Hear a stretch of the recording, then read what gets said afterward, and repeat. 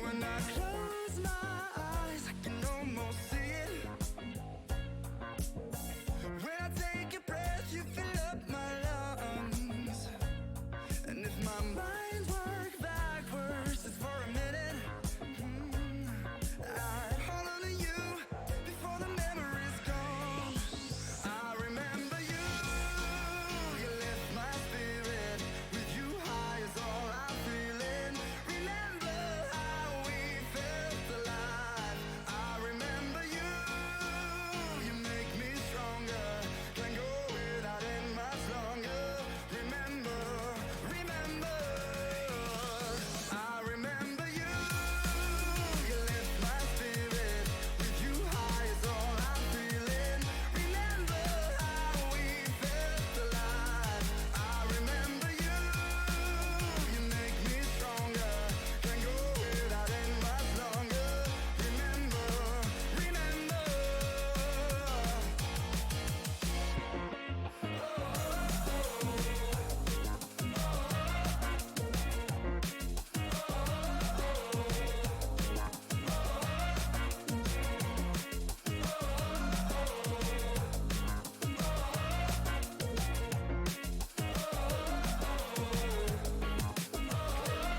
When I close my eyes, I can almost see it. When I take a breath, you fill up my lungs. And if my mind worked backwards just for a minute, I'd hold on to you before the memory's gone. I remember you, you lift my spirit. With you high is all I'm feeling. Remember how we felt alive. I remember you, you make me stronger. Can't go without it much longer. Remember, remember, I remember you, you lift my spirit. With you high is all I'm feeling. Remember how we felt alive. I remember you, you make me stronger. Can't go without it much longer. Remember, remember.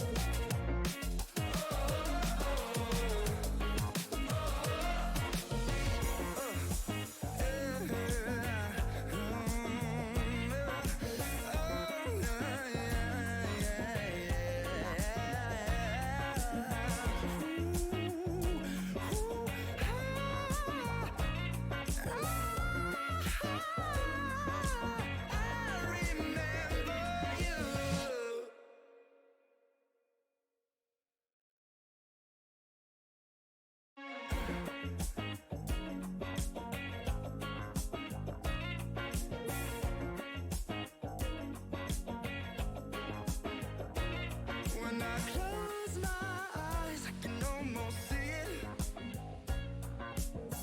When I take a breath, you fill up my lungs. And if my mind worked backwards just for a minute, I'd hold on to you before the memory's gone. I remember you, you lift my spirit. With you high is all I'm feeling. Remember how we felt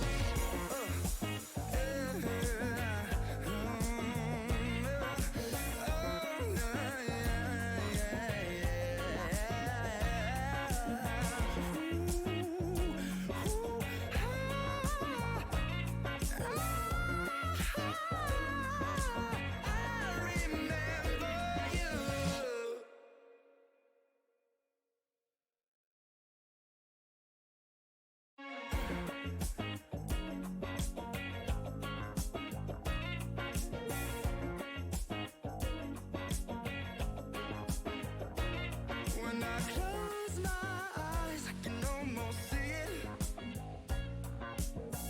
When I take a breath, you fill up my lungs. And if my mind worked backwards just for a minute, I'd hold on to you before the memory's gone. I remember you, you lift my spirit. With you high is all I'm feeling. Remember how we felt alive. I remember you, you make me stronger. Can't go without it much longer. Remember, remember, I remember you, you lift my spirit. With you high is all I'm feeling. Remember how we felt alive. I remember you, you make me stronger. Can't go without it much longer. Remember, remember.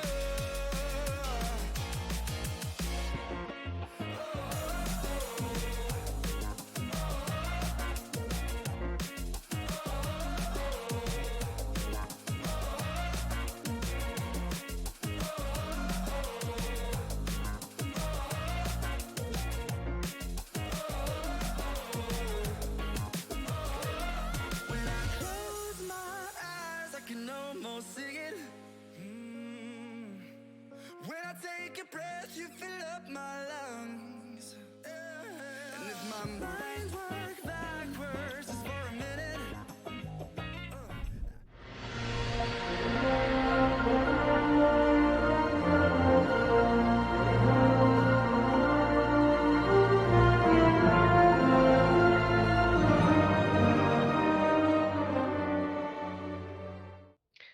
Ladies and gentlemen, welcome to the Owlet Tournament. I'm your host and play-by-play caster, Rainbow. We've got an excellent match for you tonight featuring Storybook villains versus Otter Oxide. Joining me in the commentary booth tonight is Misfit. How are you doing? I'm doing great tonight, Rainbow, and I'm really excited to see some great Overwatch get played tonight. The current 1 and 2 teams in our stage standings are going at it. I'm really excited to see how this one turns out.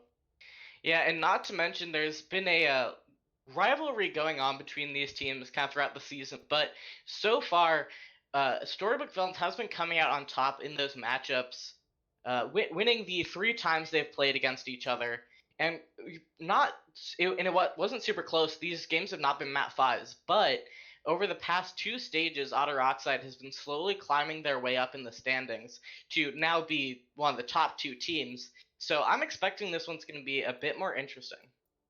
Yes, and it does have ramifications for playoffs. If Otter Oxide wins this game, they guarantee a seeding, which I think they already have guaranteed. I don't know. I haven't looked at major standings in a while. Still expecting to see a really, really close game from these two teams. Both 3-1 right now. Should be exciting. Yeah, so if I remember correctly, going into the stage playoffs, neither of these teams are guaranteed yet, but as long as it's not a 4-0, both of these teams will then be confirmed into the stage playoffs. And I think season playoffs, both these teams are guaranteed. At least SBV is, because they won stage 1 finals. So they get that guaranteed spot. Yes, and I did just check, and Otter Oxide actually has +4 in the map differential between these two teams right now, sitting at a dominant 8 map wins, or +8 map, I should say, whereas SBV is just at 4. But I believe you mentioned that the tale of the tape between these two teams is that SBV usually wins out. Is that correct? Yeah, it's preseason was 3-1, then stage 1 was 4-0, and then stage 1 finals was 3-0. Nice, nice. So, Otter Oxide historically has only been able to take 1 map off them this season. Yeah, but I mean, really, so much has changed since stage 1 for both of these teams. You know, adding and losing some players. The core is still there, but I mean, you haven't seen a complete redo of either of these teams. But definitely some changes being made, and I'm curious to see how that's going to be affecting this matchup. I can tell you the one player I recognize is Sidev, who was an excellent hit scan player in minors. He played for Happy Squids in stage 1, and I had the pleasure of having to try to deal with him while I was playing. Didn't go too well for us, but he's a very, very good player, and I believe we were talking about it before the show began, as he's actually been doing pretty well in majors, hasn't he? Yeah, I do believe so. I remember casting one of his matches just the other day. I think it's last week. Yeah, and he was definitely doing very well there. So definitely fitting in on this roster right now. And okay, yeah, so someone just disappeared from the roster there for a second, but we should be ready to go here very soon. Last minute switch, it looks like. Quizzy B coming in for Lit Cat. We shall see Yeah, how that affects Quizzy it. B not a starter on Storybook Villains, but last time I was casting him versus King's Throw, we also saw Quizzy B going in for the control map, so looks like that might be where his specialty lies. Yes, perhaps he's really good on this map. I do not know if he's a main sport or not. Maybe they like the Reddit Lucio style of play a little bit better on Well. Who knows? Either way, I'm expecting to see the classic double shield come out for both these teams here. Might see a Pharah. We've seen some minors team opt for that. Could be good on this map. Maybe some Widow, but most likely we'll see May, Doomfist, or Reaper along with Sigarissa, Moira, and Lucio. Yeah, and Sharpshot has a pretty good Pharah, so yeah, it does look like you're going to be seeing that coming out from him. Not too surprising, we have Otter Oxide refusing to give us any hints as to what they're playing. But yeah, classical double shield. They're running the Mercy with the Pharah as opposed to a Lucio here. But other than that, it's a pretty classic double shield.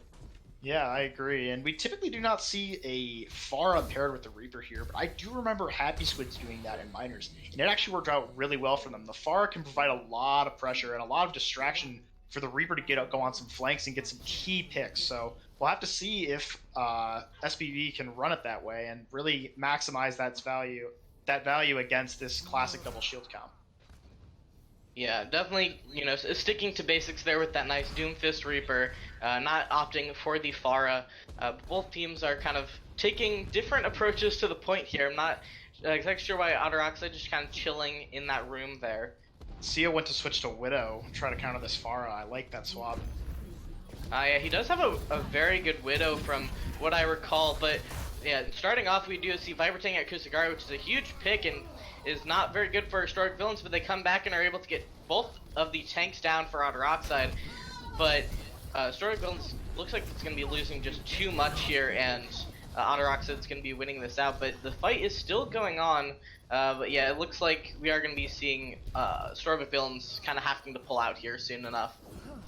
That was a really interesting fight there because we looked at that from a paper perspective, and we realized that StoryBook Villains has the advantage there. They don't give up first cap at all, or they're in a position to get first cap. They have the better comp, but then they just like lose it. That was really interesting. I didn't really see anything there that like really lost for them. It just looked like that's a nice pick. Yeah, I mean, I think a lot of it was that initial pick onto Kusagari on that Mercy. I think is kind of what led to them losing that. 'Cause when you lose that support, you lose that res. It kind of just crumbles a bit from there. Yes, I do believe you're right there. Oh my! Yeah, Zio is just getting these picks on the Widow. Definitely proves that it was the right thing to switch to there. But yeah, putting some fear into Storybook Villains here, making them watch where their cover is and make sure they are not getting a headshot as they try to approach the point. He's doing an excellent job of taking angles against this against SPV and really making them think about where they need to path to get to this point. Yep, coming in here with the Coalescence though, and already getting a kill onto Virgo. Jaeger going down as well to Sidev as he was trying to ult. And in a Loco coming out with the 2K against that tank line, it looks like they're going to be cleaning up Otter Oxide and taking this point back. They did lose a good 60% there with that kind of long attack that they had to come back here, but they have now capped the point. They did a really good job of recognizing that they can brawl way better than a team with a Widowmaker, so they just aggressed right onto Otter Oxide and then just killed them all from there. Excellent call by whoever made it, and great fight win. We see the Gravitic Flux coming out onto Otter Oxide. Seal Gully already going down to Sharpshot, kind of proving the superior Doomfist there. The Supercharger also getting used to try to continue getting kills there. Sharpshot does go down, but so does Jaeger, and it looks like, SPV is still definitely holding this defense. And I should note, they did switch off of the Widowmaker and are now back onto that Doomfist pick on the side of Otter Oxide. Yeah, really effective use of ultimates by SBV there, using just the supercharger and the flux. And Ooh, huge really gravitic good right flux away. coming out. It is, they do have a beat to respond to it, able to mitigate a lot of that damage coming out here. And we see the supercharger as well coming out, and I heard a Death Blossom go off, but looks like it got canceled, I'm guessing. But it is still SVV kind of holding the fort and not letting Otter Oxide, move really anywhere near the point. They've been holding them off, kind of at this early choke here. Yeah, they've been doing a really good job of defending this point. It was a good job by Viper to cancel the Death Blossom there, but it just didn't matter. SBV doing a great job of target focus and getting the right picks when they need to. We'll see. We're approaching last fight territory here, and there's not really an ult advantage on either side. Both teams pretty far away, so we'll have to see how this dry fight goes for both teams. Yeah, we did see Otter Oxide trying to take a different angle there, but Kusagari getting a nice kill into Shinky, Lucio v Lucio there. Jaeger is able to take down Sharp Shot, but again, StoryBook Villains is just coming out with the kills they need, and with only 5% left on the clock, it looks like it is just going to be Otter Oxide trapped. Oh, but there's someone touching the point, and they need to get back to prevent this cap coming down. We see Seo Gully trying to get that little back cap there, and maybe try to get something done, but they are going to be shutting it down. And it doesn't look like anyone else is going to be able to come in and touch this point. So we do see first round of Ilios going to the side of StoryBook. I thought that was a really good job coming back there. They lost 62% on a fight they definitely should have won, but then they recognized their win condition. That is that they can just brawl better if the enemy team is running Reaper Widow. And they do a great job recontesting that, and then they just don't give up any ground. I believe no one actually touched the point there, that entire 0 to 100% for SBV until Seogly tried to backcap. So really good job by them. Figuring out what they need to do and just doing it. On this map, we'll see again the Pharah be brought out, but this time it's on the side of Otter Oxide. I'm excited to see what Jaeger can do on this Pharah. And of course, we have the McCree pairing with that. Yeah, I'm curious to see how much work they're able to do with this DPS line and how this is going to end up working out for them. We see StoryBook Villains kind of going through the building here, getting a bit of a different angle, not exactly standing on point right now. Two teams moving right into each other, trying to get some kills here. And StoryBook Villains already comes out with those first two kills on Tavergo and Seo Gully. Looking pretty good for them right now, and the point is now unlocked. Pulse did get a kill on the side of though, so there's a chance for them to pull this back if they just kind of wait a little bit for those respawns. They've prevented the cap coming and stepping on just in time. But yeah, as soon as they are punched off the point, it does get capped. Seo Gully getting a kill into Inaloco, and the barrage coming down, getting a 2k, 3k onto some very important players there, and it looks like they are going to be capping this point right now. So they did lose the initial fight, but were able to recover very quickly and take the point back. That fight went so quick I didn't really get a chance to highlight, but Jaeger built his ultimate so quickly. Excellent job by him. Excellent use of the ultimate to get 4 there, including with Boop. Really efficient use of Pharah's kit there. I love watching some good Pharah play. Yeah, it's really nice to see. I gotta agree. Especially with some of this barrage, they're really good. Starting off with the Coalescent StoryBook Villains, moving towards point. Bullet Bulls almost went into the pit there, I think, but didn't end up quite falling in. But they're really moving on, getting aggressive here. And another barrage coming out, getting a 3k. Jaeger's doing so well on this far right now, and they're really obliterating StoryBook Villains right now. And they're Otter Oxide doing a good job of understanding that they need to go for the they need to play a little bit more safe against the StoryBook Villains' more brawly comp. They're just buying time for Jaeger to pump damage into StoryBook Villains and then just rain justice down from above. Excellent use of this comp. I'm really excited to I'm really interested to see how StoryBook Villains is going to choose to attack here with very few ultimates. Yeah, and I'm curious how they're going to respond to this fire, because they haven't brought out that hit scan, hoping to just avoid the damage and kill the rest of the team as opposed to taking that far out of the sky. But, they are going to be aggressing onto Otter Oxide again, just trying to get on top of them, disrupt their bunker going on. We see the Gravitic Flux coming out, Sharp Shot going down, but as well Pulse and Vergo on the side of Otter Oxide. Oh, and the StoryBook Villains is getting these kills that they need. Looks like they're going to be capping this point. The Pharmacy is still trying to contest a little bit, but they are going to be going out, and yeah, they're continuing to, they cleaned up the Pharmacy there. Yeah, I may have spoke too soon when I said they didn't have enough ults. They did a really good job using the ones that they did have available to them, the Coalescence, the Meteor Strike, and the Sound Barrier. Now they don't have any defensive ults to deal with Jaeger's Barrage that he's built again. This is his third ult this game already. That's outstanding for this Pharah. Yeah, I definitely agree. And we see the Gravitic Flux coming out from StoryBook Villain. Didn't really catch anything though. Trying to get more damage here, and Jaeger coming out with another 3K! Jaeger is showing off so much to recover that fight, because at the beginning it looked like StoryBook Villains was going to take it, but that barrage just brought it right back for them. Yeah, I don't know if I agree with Sidon probably needs to switch off the Reaper here though. He has the ult, maybe they're looking to use that, but I don't see any way around this Pharah.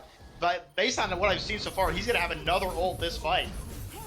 And starting off with the supercharger from both sides, Viper getting that initial kill onto Sharp Shot's Doomfist. Oh, and another kill is coming down to Quiz B, and it looks like it is just going to be Otter Oxide slowly cleaning up. That's a big pull and a boop coming onto Otter Oxide might, help SPV recover it a little bit. Side of not getting much with that Death Blossom though. Steel Gold just kind of standing back and waiting it out and able to come back in and kill Side of there. But, StoryBook Villain still has a little bit of a shot. We do see this Wrecking Ball on here and the Moira coming out. The rest just are trying to come back from spawn and keep their dream alive. The Coalescence coming out, trying to take that Pharmacy out of the sky. We see the Lucio coming in, getting a kill onto Shinky. StoryBook Villains is really not ready to lose this fight, and they are fighting it. This could go either way. And it looks like Otter Oxide actually coming back and getting 2 kills there, but StoryBook Villains is continuing to get those kills. They have finally gotten the cap, and we do see Otter Oxide still kind of in there, but it looks like they are going to be backing out now and trying to just come in for the next fight. And that's one for all the people in my ranked games who try and not stall the objective. You always need to stall the objective, because even the small % chance that you do retake is a chance worth taking. And StoryBook Villains has given themselves a second chance here to win this fight. They've got a weird comp, but they can make it work. They have the characters they need for a dive here, which is going to be interesting to see. But Sharp Shot to win goes down. Yeah, not a good start to this, and the barrage coming in, getting 1 and 2 coming in, not quite a 3K, but good enough for now, taking out both of those tanks there. The beat coming out from Kusagari, trying to keep his team alive. Vergo did go down, but was immediately rushed back up. Side went down, but the Pulse Bomb was still in play, taking out Pulse. And Otter Oxide DPS coming out there, getting the kills, but Sharp Shot's able to take down CO Gully.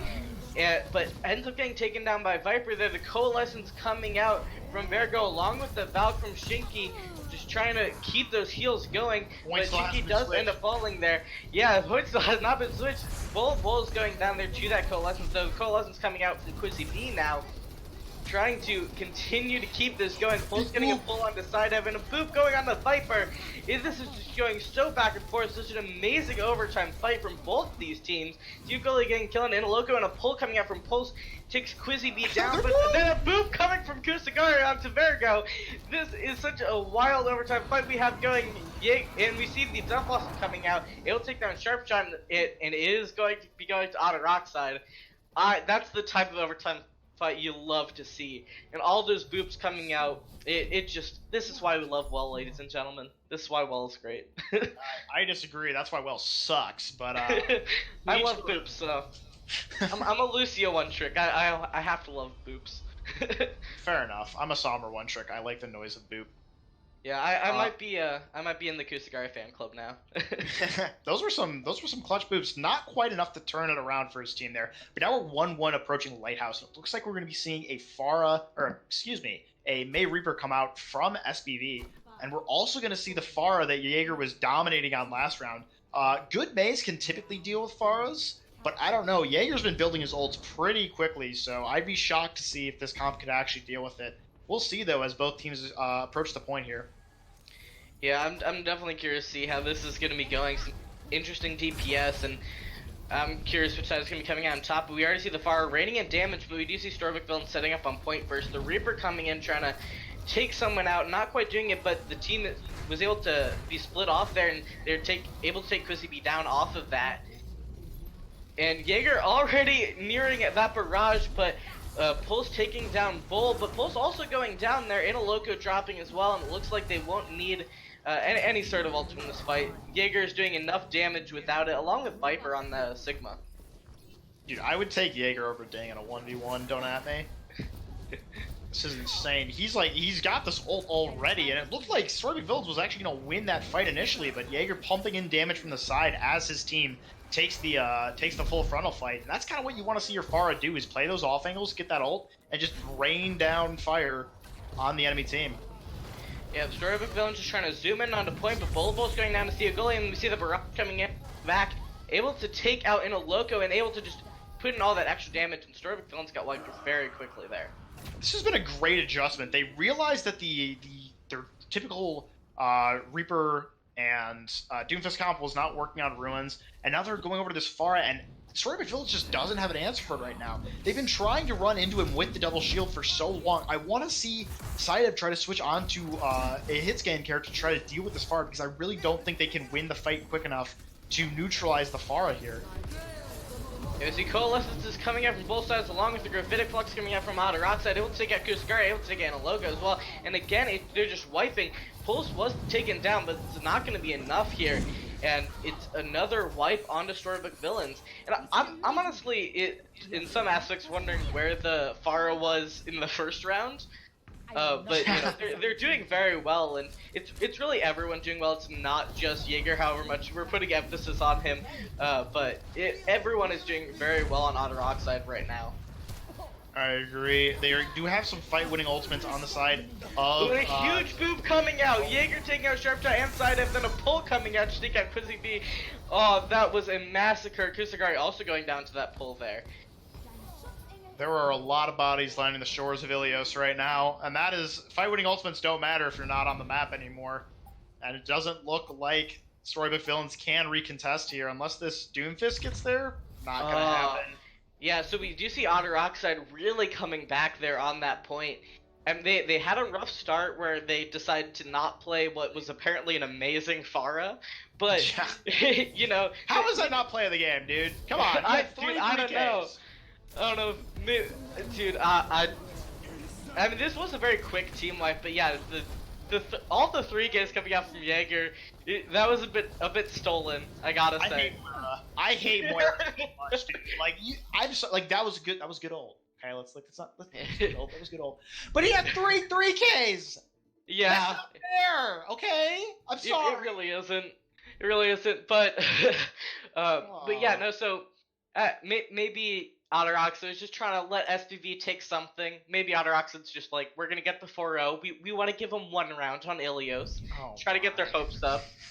But yeah, no. But then Otter Oxide, we had a very even well, and then Otter Oxide just dominated Lighthouse. Well, we say that it wasn't even well, but really, what they won the first fight, and they had the point for a while. But then they brought in, then the Otter Oxide just dominated for the rest of that map, and the only reason SPV was able to bring it back was a recontest. That really doesn't work out that often. And Otter Oxide did end up winning it. If it's a 99-99, I'm gonna call it close. Okay, maybe. But to me, it just felt like Otter Oxide had the control for both those maps. It doesn't really feel like SPV has an answer to Jaeger's Pharah right now, but that could just be the control map type. Maybe they don't want to bring out the Widow yet on like control because it's too close. Maybe they just aren't comfortable with that type of comp on this map.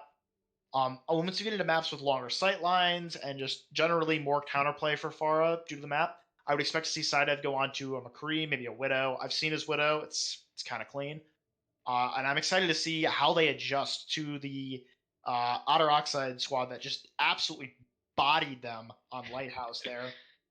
I believe what's the next map? Next map is Horizon. All right, so Pharah not that great there. And typically what we do see on Horizon are the May Bastion comps on defense, and then it's usually attacker's pick. I've seen a lot of different things tried to break a Bastion bunker on Horizon. It doesn't usually go well. We see dive sometimes. We see double shield sometimes. We see their own Bastion. But the Bastion comp is really strong on this map, so I'd be shocked if both teams don't run it. Okay, so I have a kind of unrelated question for you though, Misfit. So we know Otter Oxide's doing well, and pretty much all their players are putting on a good show. Who on SBV do you think has kind of shown a good light coming out and has the potential to really help their team bring it back? I don't watch majors too much, but based off what I've seen so far, I would say that the Lucio player Kusugari, I feel like he had great positional awareness on the recontest to only contest when he needed to. That was pretty good. Some of the things I saw Inaloco and Bowl of Bowls. They definitely have pretty good synergy together, using their shields really well. Not quite well enough to take care of the Pharah, but still pretty well. I feel like that's got to be something on the DPS to put more pressure on the Pharah. But other than that, I really don't know. They did a really good job on the first point, but it didn't really feel like any particular player stood out to me. It felt like their win came from a team effort of them all doing really, really well. Whereas, for Otter Oxide, they have the flashy Jaeger, but of course, it is more of a team effort on that side. So yeah, I really don't know what it's going to take for them or which player needs to do the most here. Sorry, I can't give you a easier answer than that. I mean, yeah, you highlighted some good players kind of going in, some people to watch out for. But yeah, I sometimes these teams turn around maps really quickly, and sometimes they don't. So we have to keep talking. It's how it is sometimes. But Just how it goes. yeah. So I'm trying to think of more questions to ask you. I'm kind of out. It's only been one map so far. I'm better at stalling when it's later in the match. What's so great about Horizon, Misfit? Nothing. Absolutely. There's literally nothing. I can't name Yeah. a single thing. You know what I do like? I do like the farm fields on the that unused Yeah. section of the map that exists on Yeah. every 2CP map? Yeah, that's first off, let's talk about 2CP for a second. 2CP is the worst mode in the game, and I think everyone can agree on that. I don't agree with you though. Well, you're wrong. I and agree. That's okay. Okay. That's okay. Horizon, No, it's okay. Horizon It's okay. sucks. Horizon sucks. I'll agree with you there. No one likes Horizon. I've never met anyone who likes Horizon. But 2CP is not that bad. You're wrong, and that's okay. I don't like I'm that not you wrong. can win. I don't like that you can just win team fights but not get a tick out of it because of where the enemy positions. Like spawns are just too close Get good. to the point. I am good.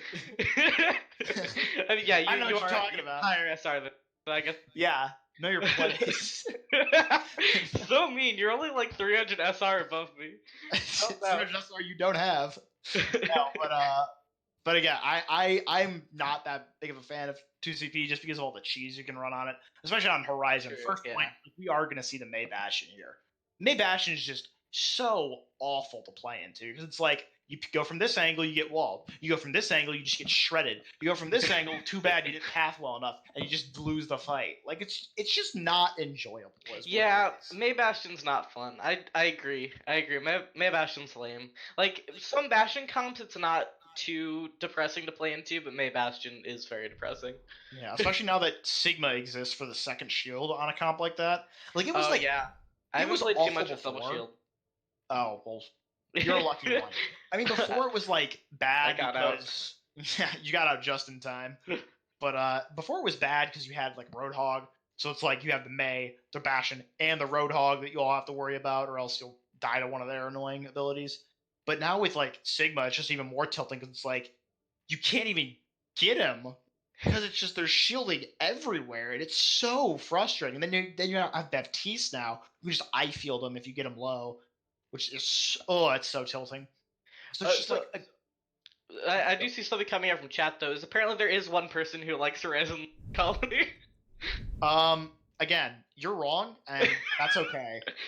People make mistakes, and you just made a very big mistake by typing that in chat. But you know what? That's okay. You'll live. You'll learn from it. You know what? Life goes on. And we do see someone wanting some Ana play going on. I don't think we're gonna be Ooh. seeing it, but I do know Litcat's a good Ana, or at least was. I don't know what's been going on recently, but I definitely know Litcat has an Ana up his sleeve. So We did see some Ana actually get played on like a Bastion map nonetheless. We saw, I believe it was Burn. Big Muzzy pulled out his Ana against Aces, the new team, and they were running a pirate ship comp. It was kind of weird to me. I even mentioned it in the cast. They were running I believe they were running Ana Moira on attack for a Bastion, which is so weird to me because typically you want the res in the eye field to keep the Bastion alive, but it worked out so well for Burn. Like, he was able to get such big antis off and just really, really support the Bastion there. And I thought that was really impressive, especially against the double shield comp that Aces was running.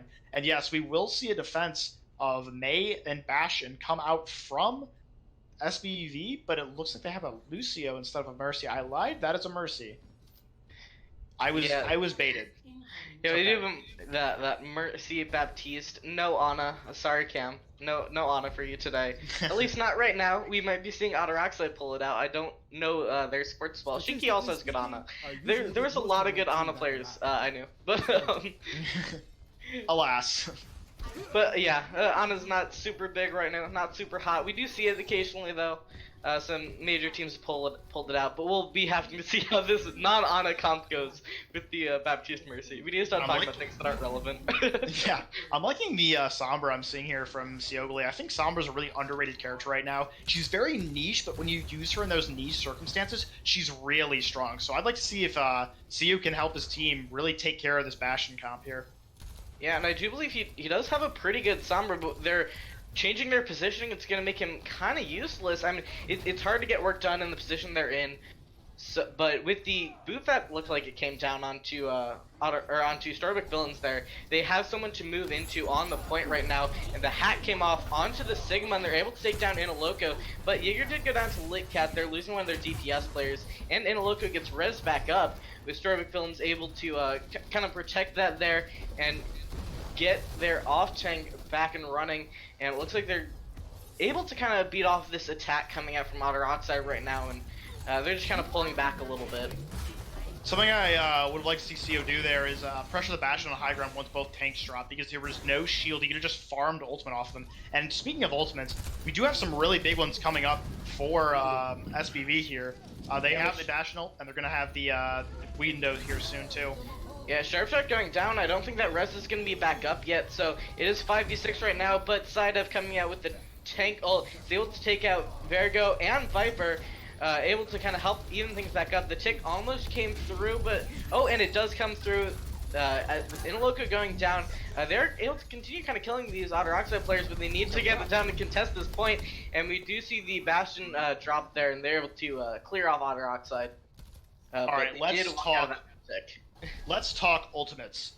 Sharpshot to win. If he can farm a Blizzard before the EMP goes off, he can definitely use it to protect his team with that. But I'd also like to see him try to dodge it with his cryo, because if he can do that, he could probably stop the aggression that will come on to his team from the EMP. But this EMP has got to be big here if they want to win this fight. It is their one condition. They need to win this fight here, or else it might spell defeat for them on this point.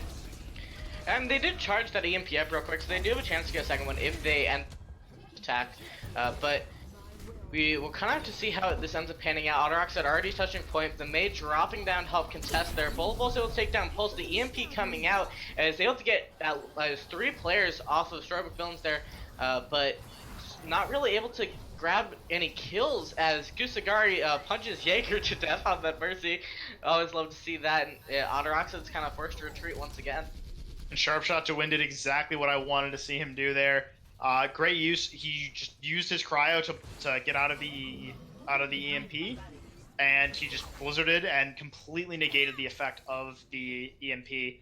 The blizzard, the enemy team cannot push into that blizzard, and so it effectively negates the EMP. Great use. That is a great ultimate trade right there. Good heads up play from him. Now we're going to see Seo on the Mei try to use that wall as an extra shield here so that they can get on point. Yep, but we see a Gravitic Flux coming out. Was able to catch a couple of those players, but the beat coming out to respond, negating some of that damage as they continue to move towards the point. The window coming out to try to just shred damage down onto them. The wall, able to buy them a couple seconds, but not quite enough. And we see the Death Blossom coming out, but is able to get taken down very quickly before any real damage was done. But they are still kind of sitting on this point. They need to come down and contest, and they are. The tank configuration coming out as well. Volvo's taking out Seo Gully there. The Gravitic Flux coming out from Otter Oxide, trying to get anything done here, but nothing really happening off of that. Virgo is able to take on Sharpshot inside of taking out Shinky.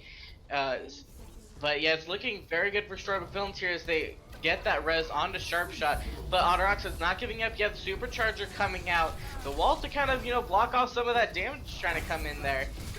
And the fight is still going. We are now in overtime, so they need to be touching this point from here on out. But Pulse going down, not looking super good.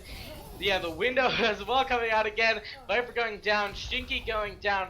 Otter Oxide is not looking super hot right now. Seal and Vergo going down, and it looks like this is going to be it. You know how earlier I was talking about how he's part of the Kusagari fan club because he's getting so many boops? He's now also doing Battle Mercy, so I'm even more in that fan club now. Kusagari, new favorite main support. I love him. Change your tag in the Discord to Kusagari Rainbow. Easy.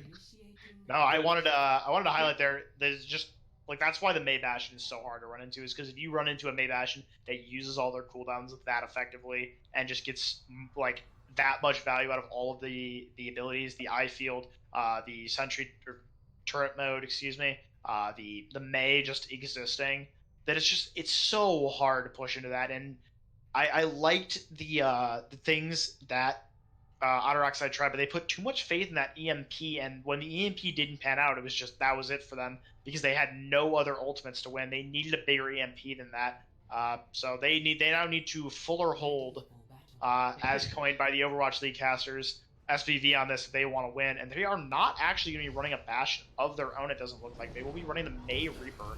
I don't know how I feel about that because the Mei Bastion is so good here because of this, like, the high ground above point the Bastion can just rain fire down on, and the Reaper just doesn't really replace what the Bastion can do for you on this point with the way the map is set up.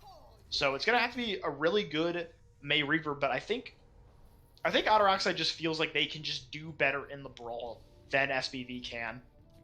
Yeah, I gotta say, I don't have the same faith in them that they have in themselves, but they probably know something I don't. I really think that Bastion's the way to go here, but, you know, they're sticking with this, and I'm curious to see how it's gonna end up working out for them, because there's no switches can be made now, as StoryBook Villain, is going to be moving in now. Kind of looks like they were expecting that Bastion with how much blockage they put right there where they were standing. Now kind of making an interesting rotation since Otter Oxide dropped down onto them. Now setting up on this point, trying to get some work done. Theo getting that, initial pick on a Sharp Shot there. And it looks like, Otter Oxide continuing to clean up StoryBook Villains there. And not much happening in that fight. So yeah, that was a very interesting fight. Sorry if my casting was a bit off there. It's kind of weird to tell what was going on there because I'm just so used to seeing the Bastion, and it's just a very weird fight. Very weird fight, and if we want to see Ultimate Charge right now, we see that LitCat has definitely built that Coalescence, but if you want to look at the ultimates on the side of Otter Oxide, they are ahead in every other ult. So they definitely have their win conditions laid out for them. They will have ults this fight. I'd like to see them use either the Flux or the Blizzard here to win this fight convincingly and prevent ult charge from the enemy team. Yeah, they're able to wall off Shinky there, getting that great initial pick, moving it onto the high ground with Otter Oxide, trying to get some of this damage done. Coalescence coming out on both sides, the Death Blossom coming out from the side of Otter Oxide, but it gets shut down. LitCat getting that kill onto Jaeger, and Vergo does get a kill onto Bullet Bowls though. So we do see the Gravitic Flux coming out from both sides here, and is able to take down Pulse 61, and it looks like StoryBook Villains continue to be getting these kills, but we now see the Blizzard coming out, from CEO Gully, freezing up a lot of those StoryBook Villains players. Kusagari going down to CEO Gully's well-aimed headshot, Inaloka able to come back and take out Shinky. LitCat getting killed, and looks like it's going to be StoryBook Villains taking this here, but the Reaper coming in, trying to stall it as his teammates are going to be coming back from spawn. Goes down very quickly. They got that first tick, and they don't need much more, and it looks like it is going to be StoryBook Villains winning this map. Inaloco is the MVP of that push right there. The Blizzard was pretty large. It got the Lucio, it got the Reaper, and I believe it also got Inaloco. But he was able to put his shield so perfectly that that Otter Oxide couldn't kill Sidev on the Reaper, and that became a really, really impactful thing because the Reaper is so good there. He just pumps out damage into the enemy, and he can be really, really good in those overtime situations, especially if you have the numbers advantage. And just great heads up plus Sigma play for him. Gets the 4 gold medals as all good Sigma mains do. Yeah, really, really good stuff there. Really, a really different tale from the first map, where we kind of saw SBV do okay on the first map, a little bit worse on the second map, and then just get rolled on the third map. Here we saw them convincingly win that. They had one failed push, but other than that, they seemed really in control of that map. I'd assume you'd agree with me on that. Yeah, definitely had a really solid defense, and I'm gonna be honest. At the beginning, when Otter Oxide made that one really good push that got them, that tick and a half, I was thinking SPV was gonna eventually fall there, but Otter Oxide really wasn't able to bring it together to get that first point, and SPV was just able to hold out. And I think they looked more coordinated kind of as that round went on. I agree with you there. I do believe our next map is going to be King's Row. Is that the Tuesday map pool? Numbani is the next map. Excuse me. I'm really bad with the maps right Yeah, now. I remember Oh, the well. day 2 set a lot better because I do it twice. Yeah, fair enough. But we now have Numbani is going to be a really interesting one because Numbani is another place where the May Bastion is really, really strong. You have those parallel high grounds, so the Bastion can kind of set up wherever he wants. We typically see the Bastion set up on the right side of Numbani, but a lot of teams opt for the left side. It's going to be a really, really interesting map there because Otter Oxide either doesn't have the confidence to play the May Bastion or they just maybe they opted not to there. But so far, it looks like SBV is going to have the advantage on maps with the May Bastion because Otter Oxide just doesn't have an answer for it. Yeah, I am very excited for Numpani, but I think we're gonna go to a quick break over halftime here. It's 1-1, so definitely tune in and see how this is gonna end up.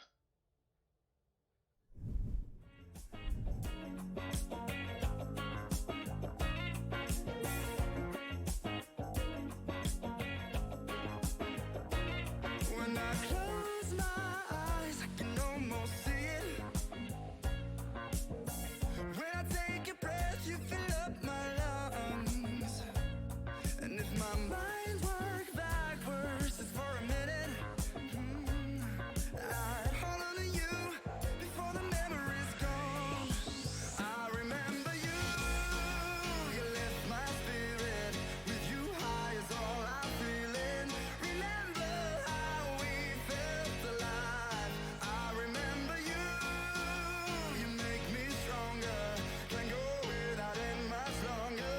Remember, remember, I remember you, you lift my spirit. With you high is all I'm feeling. Remember how we felt alive. I remember you, you make me stronger. Can't go without it much longer. Remember, remember.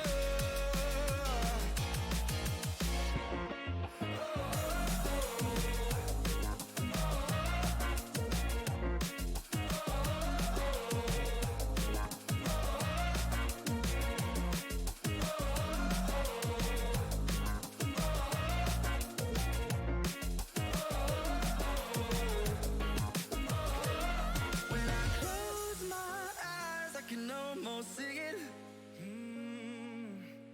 When I take a breath, you fill up my lungs. And if my mind works backwards just for a minute, I hold on to you before the memory's gone. I remember you, you lift my spirit. With you high is all I'm feeling. Remember how we felt alive. I remember you, you make me stronger. Can't go without it much longer.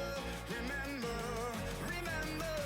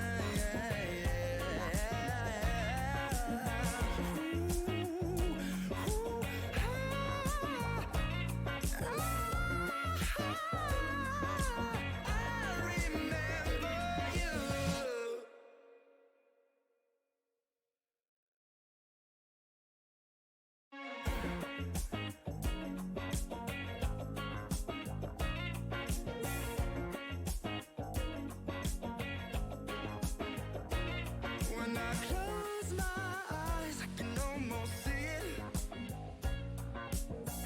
When I take a breath, you fill up my lungs. And if my mind work backwards just for a minute, I'd hold on to you before the memory's gone. I remember you, you lift my spirit. With you high is all I'm feeling. Remember how we felt alive. I remember you, you make me stronger. Can't go without it much longer.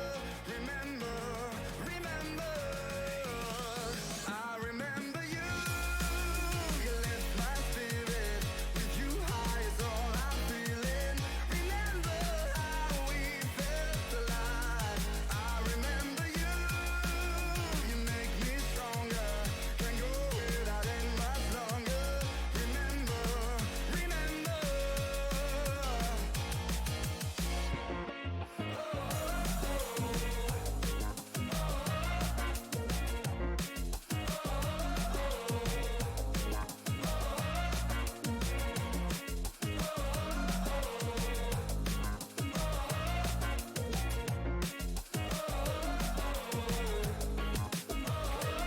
When I close my eyes, I can almost see it. When I take a breath, you fill up my lungs. And if my mind work backwards just for a minute, I'd hold on to you before the memory's gone. I remember you, you lift my spirit. With you high is all I'm feeling. Remember how we felt alive. I remember you, you make me stronger. Can't go without it much longer. Remember, remember, I remember you, you lift my spirit. With you high is all I'm feeling. Remember how we felt alive. I remember you, you make me stronger. Can't go without it much longer. Remember, remember.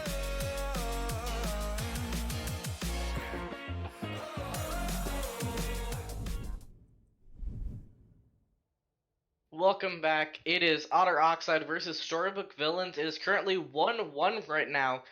Very exciting. Really looking forward to seeing how this game turns out. What about you, Misfit? I'm excited as well, and we talked about it a bit before the break. For anyone just joining us, we're going into Numbani now, and on Horizon Lunar Colony, SBV pulled out a very, very dominant May Bastion combo, was able to full hold Otter Oxide with it, and because of how good the May Bastion is on Numbani as well, I'd expect to see something similar come out from them. So Otter Oxide is going to need to find an answer to that comp if they want to have a chance in this game. Yeah, I'm definitely curious to see how this is going to be turning out here. Sorry. Okay. You good? My brain is broken half the time. I don't That's know fair. how I managed to get through these casts, but but yeah, we're gonna be going to Numbani here. The teams have switched sides. I don't think we've seen any switches in terms of who is in right now. Yeah, it's all the same players. So continuing with the lineup here. Curious to see how it goes. My brain's still broken. What do you continue with We'll your fix it thoughts? later. Focus on the cast right now. Yeah, we're going to Numbani, and this has been a very, very chaotic Overwatch League map. I believe there's been like a different meta on this map, like every stage in the Overwatch League. Like it was goats for like stages 1 and 2, but then Shock pulled out like their Baptiste goats, which became like the strat on this map. Like other teams tried to copy it and they just couldn't because no one had Rascal. But like now it was the May Bastion for playoffs. It's just like it's so chaotic.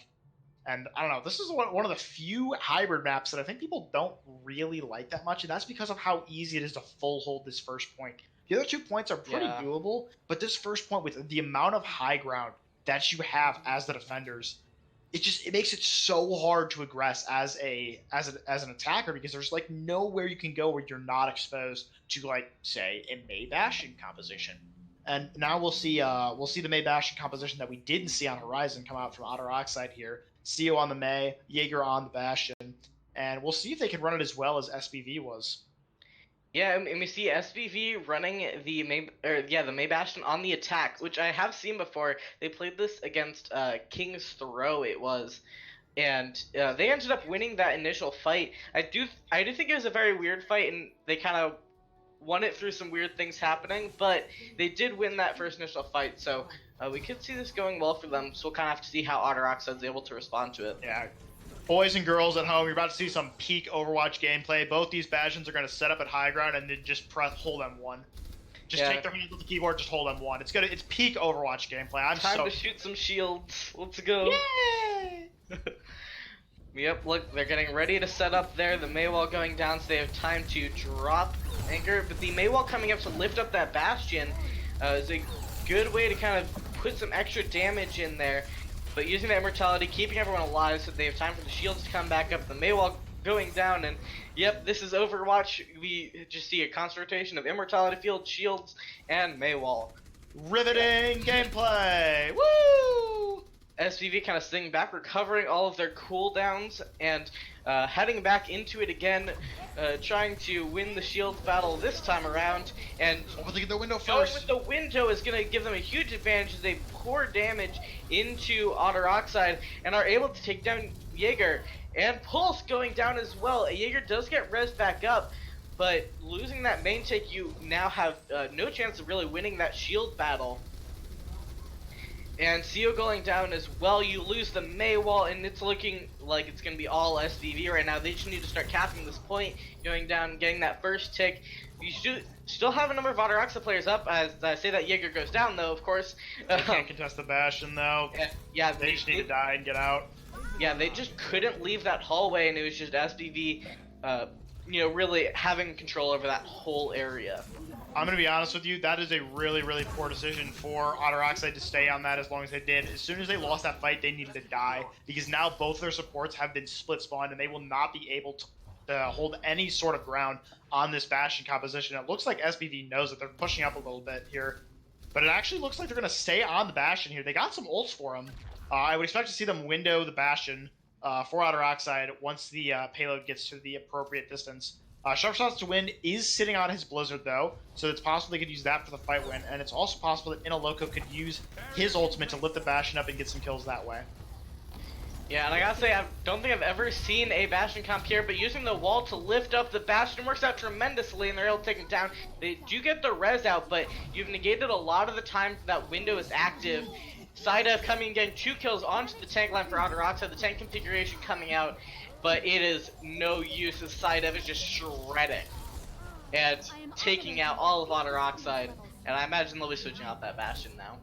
I gotta give CO Sharp Shot to Win the MVP of that fight right there. The Maywall there to lift up the Bastion not only killed him, but it also completely negated the window when the res came in. So that window that they were going to use to win the fight got no value, and now they're on to this May Reaper composition. Look at the ults on the side of SBV here. This needs to be a massive Blizzard if they have any shot to win this. I would expect to see Sharp Shot to Win to match it when it comes out. Yeah, Starcraft's 2 Treasure and the Blizzard coming out, but we see the Gravitic Flux coming out from Loco as well. Sidev does go down, Bull go down, Blickhead going down. It's looking really good for Oxide right now. And I'm guessing we just see SVB saying, okay, we're going to lose this fight, but we have all the ults we need to come back.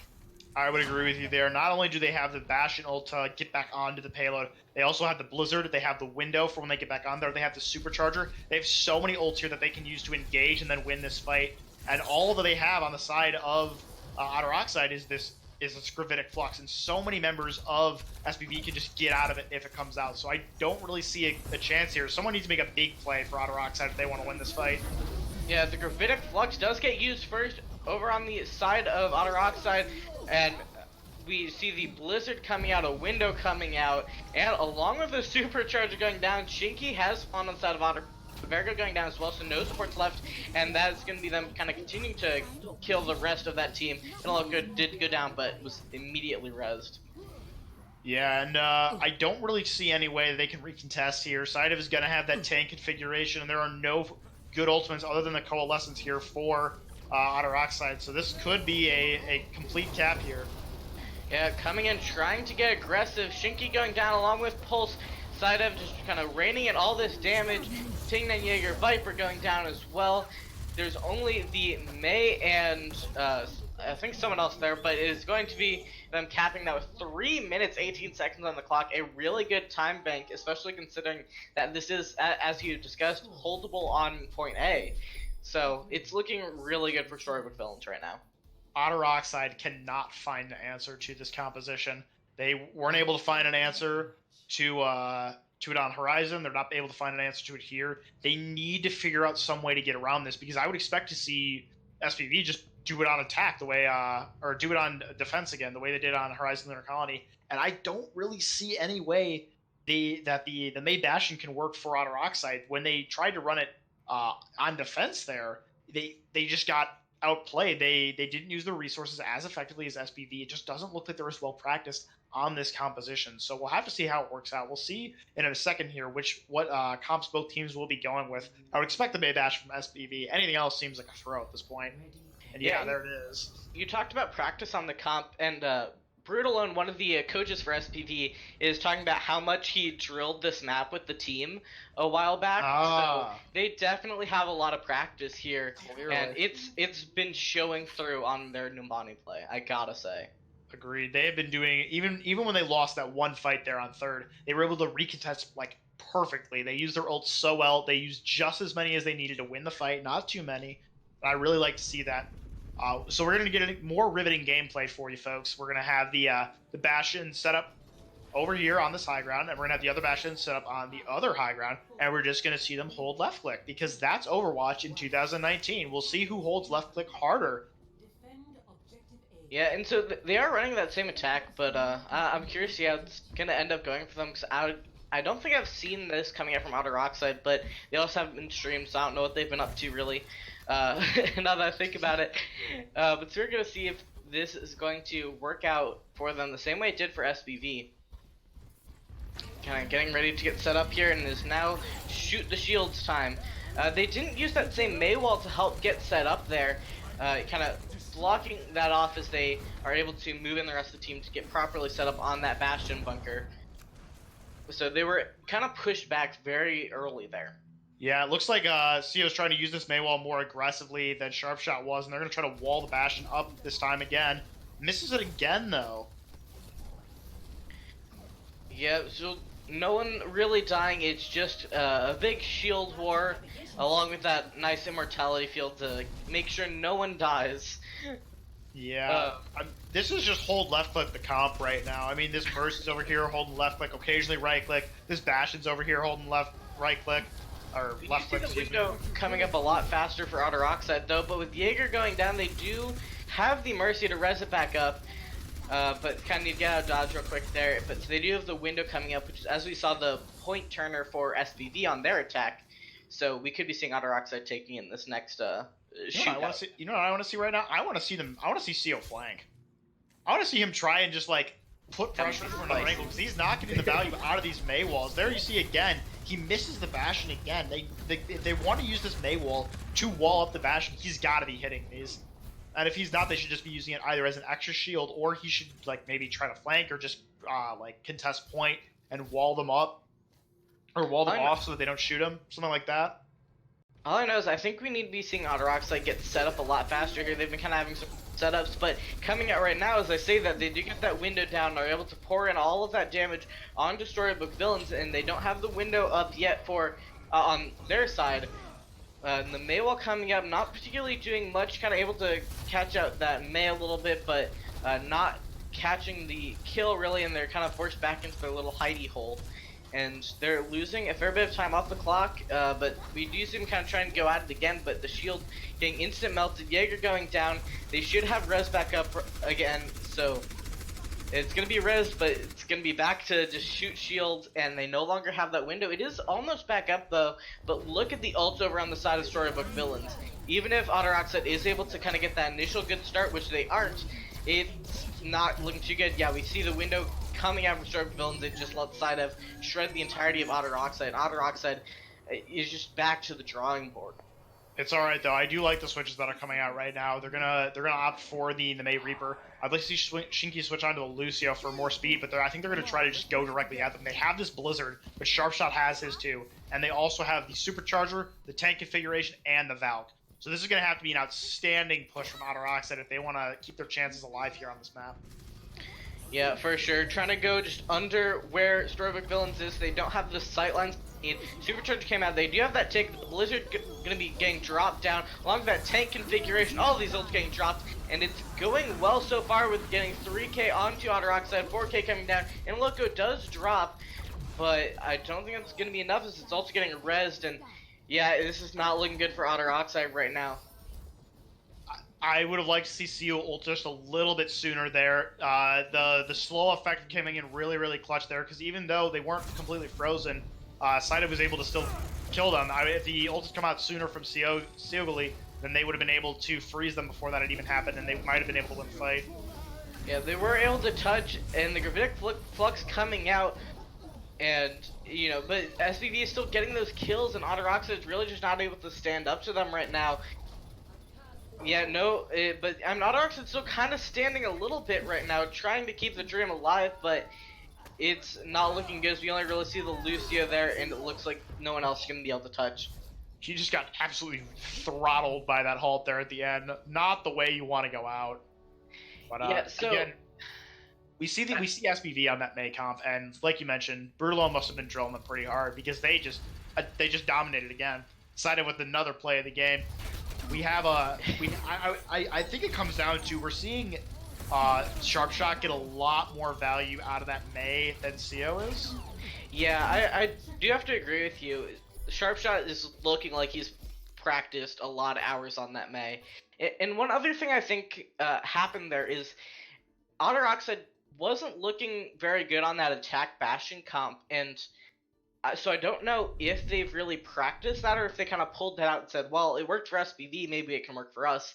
I'm not quite sure, but since it didn't look practiced, that's kind of what I'm guessing. And I gotta say, I've seen a lot of teams do stuff like that, and I think you just gotta stick to your guns, stick to what you've practiced, and I think you'll get a lot more value out of doing that than trying to do what the other team did that worked. I agree with that. I'm not quite sure if that was it or not. Maybe SPV is just straight up better than them on it, but you know, we'll see. We'll see how it goes. Going to this next map here, I believe it's what is it? I've been really bad when I guess the map tonight. So why don't you tell me what the map is tonight? It's fine. Abyssal whispered into my ear and told me that the map was Gibraltar. Where we're gonna be heading next. So Gibraltar, not as good for the May Bastion. Still can do it, but only really on first. I don't really see it working on second. We saw some teams do it, Shock mainly, but only in very niche circumstances of how you lose first. If you lose first early, then you can do it. You can like wall yourself up onto the jet and run the May Bastion, but I mean, I doubt we'll see that. So we'll probably see a little bit more interesting gameplay going into this next map. I would expect to see the May Reaper typically, or the Doomfist even. Both these teams pulled out the Doomfist on the first map, but we haven't really seen it since then, especially not from SPV, considering how hard they've been dominating on this May Bastion composition. Yeah, definitely looking very good. And I also want to. I've noticed something. So our day one map set is like my least favorite maps, excluding Ilios. You got Horizon, Lunar Colony, Numbani, and Watchpoint Gibraltar. I hate all of these maps. What's wrong with Gibraltar? I just don't like it. I don't know. I can't tell you. How dare you? I hate this map. I never do well. I always lose. I think I hate well. Well sucks. All right. Well's great. You filthy Lucio one trick. It's true.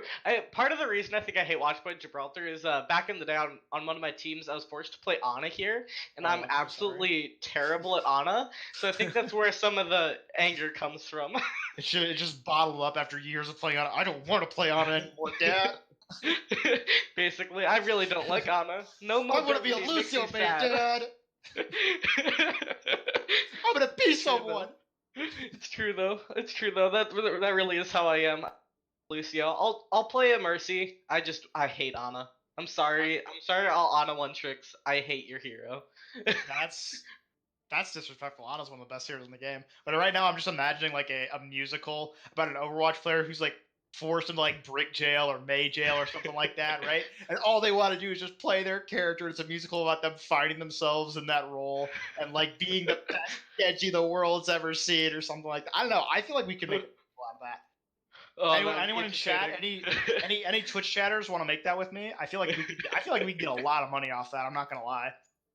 That would be such a trip to see, but it looks like soon enough we're going to be getting started here. Again, I don't see any switches coming out, which is kind of surprising. We do have, a couple people waiting in the wings. The only switch that's happened so far is we saw Quizzy be on control, and that's it. That's the only change that's happened That's it. this entire match. Normally you see a lot more than this, but especially in that DPS role, but they're sticking to their guns with the roster right now. Yeah, and I would definitely expect to see I'm gonna try that one more time. I would expect all right, my brain is also off in case, but I would expect to see some either May Bastion or May Reaper. Both these teams have been favoring the May over the Doomfist, as we've seen so far. Maybe that's due to the Bastion, maybe that's due to other things. But even on the attack of Horizon for both teams, when they weren't running the Bastion, they did run the May. So, and Sharpshot to Win has been looking really, really good on it. So, I would like to see. We're seeing some roster swaps. We're seeing some Ooh. spicy roster swaps as we see Ooh. Virgo moving over to the DPS role and Amerikuyu coming in on support. Sorry to cut you off there. I was just spicy. Great. I have no idea what that means for either team because I've never watched these two teams play. So why don't you take the color for this part and just tell us what those switches mean for both these teams? Okay. Well, one, we saw Jaeger doing very well. So, swapped out. So probably not going to be running any Pharah. Otherwise, you'd want to keep Jaeger in, I would assume. But yeah, I know Amerikuyu used to be a DPS player. But I remember he did pull out a Lucio when they were having a shortage of players. So I don't really know what we're gonna see. I know he plays some Lucio and some Mercy. So I don't know what's gonna happen. I know slightly more, but not that much because I don't really know Virgo at all. But yes, I don't know what we're gonna be seeing coming out from on the DPS side from Virgo. But I'm guessing we're not gonna be seeing any Pharah from Otter Oxide. That's my big guess. Yeah, this could be potentially a Widow map. I don't really know Virgo's pool, but I know that both CO and Sidev are good Widowmakers. I've had the pleasure, as I said before, of playing against Sidev's Widow. It's kind of clean, and I've seen clips of CO just absolutely dominating on that character. So I would like to see that, but that's more of a harken back to stage 1 or season 1 of Owlet or Overwatch League. I'm just awful right now. I was hoping for some insight onto Virgo by looking at the competitive season. Plays completely tanks in comp, so I really have no clue here. Maybe he's gonna pull out Sigma. Sigma's basically a DPS. Yeah, that's how that works. Huh? That's how Rollock works. Pretty much. But yeah, so we should be getting started pretty soon, as I think both teams are mostly set, at least. If we do want to look at what Jaeger was running to speculate on what Virgo might be playing, Jaeger did play the Reaper for them, but he also played the Pharah, so maybe they want to see Virgo come in either on the May to try and do a little bit better than CO was able to, or maybe they want to see him, I don't know, maybe be a better hit scan than Jaeger was. Not really sure. We will see though. We will see. Yeah. Oh, sorry. I just saw something in chat. But yeah, I wouldn't be too surprised by Virgo actually coming in and playing that May like you speculate. I think that might that actually could make a lot of sense because Virgo was playing the off support, right? And they are known to not have bad aim. So coming in there on that May wouldn't be too surprising in all honesty. Especially since CO has a pretty wide pool of heroes he can go and play if he's not on that May role. Yeah, we did see his Doomfist on the first map. Doom is pretty good here-ish. There are a couple of good rollouts you can do here, a couple of interesting things you can run here, but typically with the high ground advantage, it's kind of hard for Doom to get in. Unless you go with a brawl here. Kind of hard to know. Usually I like to go off of what we see in Owl, but we didn't really see this map on the double shield meta. It wasn't in the map pool for playoffs, so we don't really know what's gonna get played here, which is exciting to me at least, because I get to see new strategies that I can use in my ranked games or get to my own team, stuff like that. But yeah, I'm excited to see how this one turns out. I'd love to see some Widow, but probably it's not going to happen. I've seen a couple widows get pulled out. I just remembered something else from from Otter. We saw a bit of Ash get pulled out. Those are both minors games, but you know we could be seeing some interesting DPS. So I've also seen a smither or a splash of Hanzo in there as well. You're thinking I about OOs.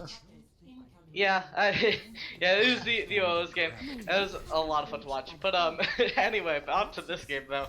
We are gonna be seeing the Mei Bastion coming out from SBV. Not a huge surprise that they're pulling this out since they're good at it. You kind of stick to what you're good at, and it's it can work fairly well in this first point. It's something you'd be switching off of for point B, but I'm curious to see if we can stick with this. Yeah, like I said, we have seen like teams like Shock used to like wall up to the airplane. So we'll see if SBV does that if they lose this. Given how the Otter Oxide team has done so far, I would assume they're not going to lose this. But Yeah, we're actually seeing the mirror comp come out, and they're rotating all the way around to get set up on a bridge here to try to contest this Bastion. So I'm curious to see how this is going to be going. Seal Gully going down early to Sharp Shot, which is not a great start as we come out here, but continuing to shoot away, using all of their cooldowns to keep this Bastion alive, but eventually it does fail, but the res does come off, using that, or the enemy Mei wall is actually able to help protect them during that res there. Trying to take a bit of an off angle with this Bastion as the rest of the team is going to be rotating around just to move on top of Storybook Villains, trying to get some work done that way. So far, nothing much is really happening as they rotate back around to the cart. Ooh, Litcat goes down. Yeah, Lidcat going down there is not good, but able to come back and take out Pulse, but they are continuing movement on the cart. So I'm guessing as soon as they come up around here, they're going to get shot in the back with a Bastion.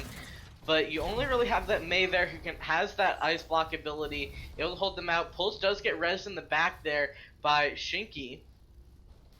And they're going to be making another rotation coming up here from Otter Oxide. Just coming in, take this different angle as we go here. We need to see a bigger contest coming out.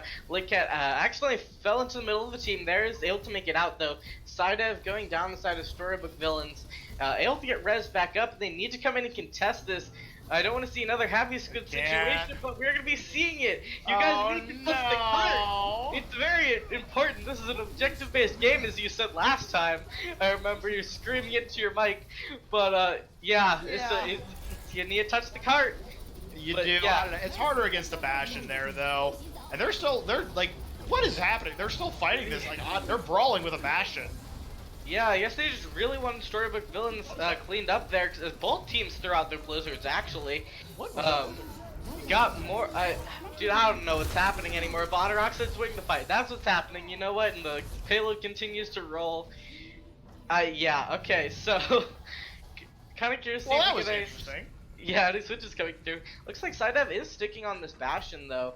Yeah, so what are we looking like for ults? I do really like what Otter Oxide did there. They realized the cart was close enough to push it, so they went around and they backcapped. And there's not really a lot that SBV can do into that. But now they're coming back with a lot more ults, so I would expect to see them win this fight, barring a massive play from Otter Oxide. Yeah, I mean, able to take out Virgo, able to take out Pulse. Otter Oxide used their supercharger there, but I don't think they used anything else. So, yeah, not too many ults wasted there. But Storybook still has a number of ults in their pocket. Yeah, they have the supercharger, which is really good for the Bastion. You can do a lot more damage with it out. You also have the Flux, which can lift all the enemies above their shields for the Bastion, just destroy them. So yeah, we'll see. Both teams have the tank configuration, but it's not that impactful. Defenders usually get more advantage out of it because you kind of you can choose when you use it. I would expect to see the tank configuration maybe used to recontest because of the mobility that Bastion has in it, but we will see. We'll see what it comes down to. Yeah, rotating around, trying to just move on top of this seems to kind of be one of their big strategies. Just try to get on top of them, and it works. It's what you kind of want to do against Bastion comps. But immediately losing Virgo, they do have that res, kind of giving them a second chance here. And someone was touching the cart, so we see Analoco drop to help contest that. The Blizzard coming out onto just a Sigma there. So kind of getting solo ulted, but it doesn't matter because Otter Oxide cleaned up the rest of Storybook Villains. But still, you know, the solo ult was an interesting move, I gotta say. Yep. That solo ult is what won them that fight, actually. Zio, they're really making me eat my words about what I said about him on the May earlier. That ult there in that fight, it pulled the supports away from the Bastion and allowed Barrio to get the picks that they needed to win that fight. Excellent job by him. Good heads up play. I don't know, I think a lot of it was just the fact that Inaloco was forced to drop there, kind of losing some of that shield up at the top, you know, so you'll lose the shield war, you lose the battle, you know, kind of going on there, but Otter Oxide is going to continue to roll through. Point C, you know, they have 3 minutes to get to the end here, should be able to pull it out, but, you know, StoryBook Villains has some nice big ults coming out here. And Bulbul's getting picked immediately. Grenadier Flux coming out from both sides, though. No kills happening quite yet. Vergo and Americuya going down, though. But, you know, res happening. It's really anyone's fight still. Trying to just get those kills. And it looks like Otter Oxide is going to be pulling back a little bit as StoryBook Films continues to aggress. Taking out Vergo yet again. And it is going to be Otter Oxide moving back to that spawn room and just trying to escape the onslaught that is StoryBook Villains as they continue to aggress onto them. It looks like they're going to be pulling back very soon there, but they were just trying to make sure no escapes happen. We're actually able to get a kill onto Americuya out of that. Yeah, and it looks like they might actually keep the Bastion. I do like the Reaper to try and contest that, but they now they're onto the Pharah, which is really good because there is really not anything other than Sharp Shot in order to take care of that Pharah. And this Blizzard from Zio could easily just win the fight. It looks like he's going to go for a flank, too. Look where he's positioned. He's going around from the back side. And I don't think they know that he's there. Yeah, I don't think so with Coalescence coming out. And they're able to get the kills anyway, so the flank ultimately doesn't really matter. The back cap coming in. The back cap coming in. They do know it's theirs. They are running to try to stop it. They are, you coward! Shinky and Zio going down, though. That was very close and could set them up for a future back cap, so StoryBook Films really needs to be watching out for it, especially with the aggressive play that they have going on. They need to make sure they have someone who's ready to go back to that cart at a moment's notice. I agree, and I did point out that Zio was on the flank there. I think actually SPV noticed that, and it went full focus onto the remaining members because they knew it was just 3 versus 6, and they just won the fight that way. Still a lot of progress coming out. From back gets kill onto Litcat, though. Good pick, but Americuya also going down to side dev. They are even, both having lost their Moiras. The Blizzard coming out from Otter Oxide, a lot of Supercharger. The beat to help keep that team up, but it's not really enough as Kusgard and Bulbos go down. Seal Goalie was lost during that fight, but you need to get some more picks to try to keep your hopes alive here. Going down, the side of is gone on the side of StoryBook Villains. The Barrage coming out is able to take out Inaloco, but Kusgard is able to come back and take out Vergo. It's looking really good for Otter Oxide right now, but the Blizzard coming down onto Otter Oxide from StoryBook Villains might be able to get them some picks, but not really. Sharp Shot does just go down there. Supercharger coming out now, but ends up falling. Both Graphitic Fluxes getting launched there. No immediate kills from that side of coming in from the back line, getting a 2k with his Death Blossom, and Bulbos taking out Pulse there. Kusgard does fall, but it looks like it's going to be StoryBook Villains finally winning out this fight, and with only 18 seconds on the clock, it's not looking super good for Otter Oxide capturing this point. I agree. I'm not really sure who's going to touch. It might have to be the Pharah here, but if that happens, then Vario's not going to have any chance to build his ultimate. It's going to be a really close fight here. There are no real ultimates other than Litcat's Coalescence that will come out here, and there it goes. And it's going to come down to the wire here. Ooh, and they get those first 2 kills, having a nice start to the fight, especially with Freddy and Over. If they leave, then it's all over for them. Viper going down as well there.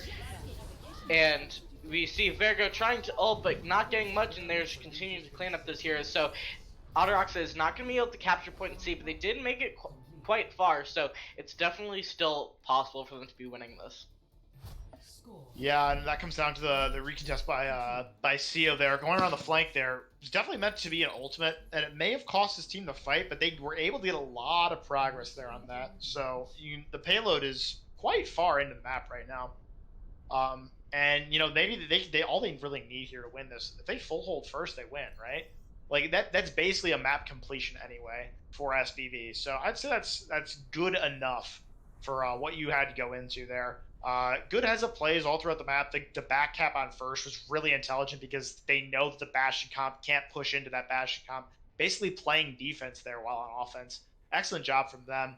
I would expect to see May Bastion come out from both sides again, given its prevalence in this match. But I'd really like to see something else come out. And it looks like I might have got my wish gifted, as it seems like we're just going to have the Hanzo Reaper on the side of the defending team instead of the May Bastion. Ooh, I'm really interested to see how this goes. I mean, 'cause the May Bastion isn't going super well for them, so trying to switch it up. Gully pulling out his Hanzo, seeing how it's gonna work. I'm not gonna lie, I'm low-key cheering for the Otter Oxide defense, because then it would send us into a map 5, and those are always very exciting. Agreed. So, we'll kind of have to see how this goes, and how far SBV is gonna be able to push this. Yeah, and we did see a lot of prevalence in the last game that I casted, which was Burn versus Aces. Two great Hanzo players, Pandemonium, and I believe it was I can't remember the name off the top of my head. Sorry. But the Hanzo was very, very prevalent in that match, and the Hanzos really did a lot of work. So I would expect to see that come up from CEO. I'd love to see him just rain hell on this team. Yeah, so far it's just a lot of shield shooting coming out as they go underneath here. And yeah, we just see Otter Oxide kind of rotating around with this defense, trying to stop them, but again, still no deaths coming in. It's double shield. This is how life works now. But we do see that could be a big wall. Trying to get a bit aggressive there, but nothing much still happening. Kind of stuck in that little room, especially with that window coming out. But the Dragons might do a lot of work here, taking out Side and in a Loco. Pulse did go down on the side of Otter Oxide, but Seal Gully really bringing it back. That was huge Dragons, and then getting killed on Kusagari and Litcat. Definitely able to recover, just purely based on CO popping off there. Truly, yeah, CO, excellent job with his ultimate there. The Hanzo pick really working out for them. Like I said, I did expect to see that, but I do like the switches that are coming in for SBV now. They understand that they can brawl much better with this composition because they have the ability to switch here. The Hanzo can't really brawl. He has to rain damage from like off angles and such. CO getting a headshot into side death there to start off this fight. He's really showing his stuff on this Hanzo right now. Yeah, sending a message, you can't brawl if you're not alive. Yeah, we're going to be rotating down here to face them on the battlefield. The coalition's coming out from Otter Oxide, trying to keep them in that little room. A sharp shot goes down, Kusagari goes down, and that's going to be the end of that attack for SBV.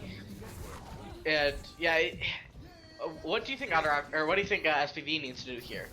Well, I mean, SBV just needs to build their ultimates here. That's one of the issues you run into when you run a May Bastion on attack. There is like, if you ever do get forced to switch, you're so behind in ult economy. We can see that. CEO's coming up on another Dragon Strike here. We also have the Supercharger and the Flux on the side of Otter Oxide. And there's the Supercharger from SBV. We'll see how that turns out for him. Yeah, but Litcat going down to none other than CO Gully. You losing one of your supports is not great. The Dragon's coming out. Doesn't look like it's going to catch anyone this time. But Side going down to Vergo there. And they're just going to be kind of pulling back and waiting for at least one person to be coming back from spawn. We now see Litcat coming back.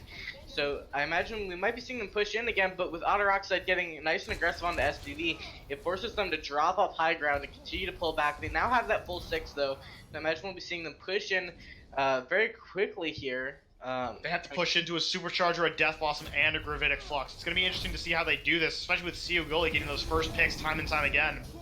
Yeah, Bulbo's falling off high ground, the Gravitic Flux coming out, and the Death Blossom also getting dropped on. It's really not looking good for this attack for Storybook Villains. Sharpshot does get a kill onto Vergo there, and so maybe they might be able to get something off of that, but they kind of just need to wait for those players to come back, because they only have 40 seconds on the clock. Otter Oxide is sending a message right now that your cheese does not work here, and they are destroying them on this comp now. It looks like SBV doesn't have an answer to playing regular Overwatch right now. It looks like they were really banking on that May Bastion. I do like this position that they're taking right now. This high ground, but that's a big move! Ooh, yeah, I'm getting both those initial kills here. The Gravitic Flux coming out, trying to cover this fight right now, but the beat came out from Shinky and it's gonna negate all of that damage coming through. And all we have is Kusagari sitting on the point, hoping that maybe his teammates can get some kills, but it's not working out.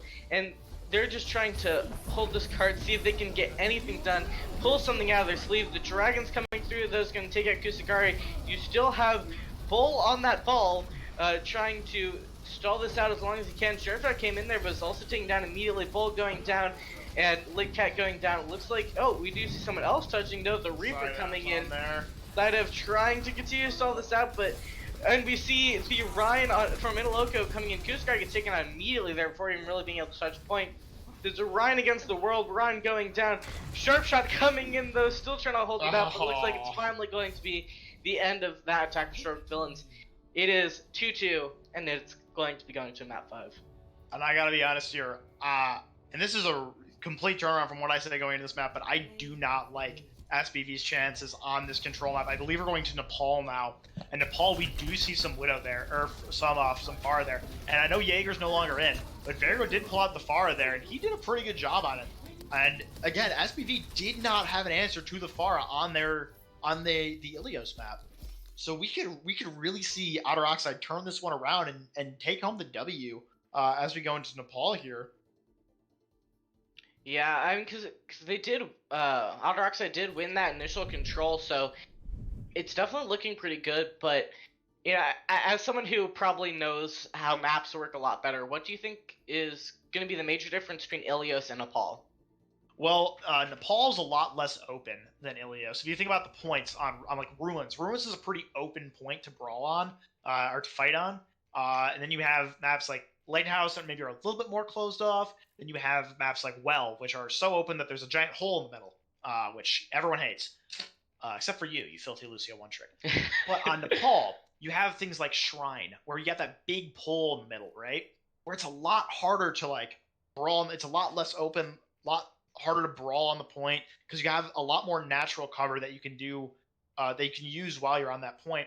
We also see maps like Sanctum, where you can get a lot of boot plays off and really, really tight choke points that we can see a lot of people just pump damage into. We've seen Bafara is used on Sanctum. Then you also have like Village, which May is really useful on that map because you can just close off the point. There's only 2 entrances and they're both perfect size for May walls. So again, I would expect to see May come out from both sides here. But I really have to give the advantage to Otter Oxide here, is because they have really, really been dominant on maps where May Bastion is not used. It looks like they can't really beat that comp, but because that comp is not used, is only like viable on 2 of the maps, it looks like they might be able to take this one home, despite what I was thinking after that that third map there. Yeah, I'm definitely looking forward to this. I think we're gonna be seeing a 2-1 on control. Just because I can't imagine these teams not being close here. Agreed. Yeah, I don't know who's exactly going to be coming out on top. I also want to just review some of the predictions we made about the swaps coming out on Otter Oxide. Mary played Baptiste the whole time, I think. So I was completely wrong. I don't know anything. Scuffed caster. Self production. NA production right here. No, the production's great. The casters is where the issue is. Oh, great.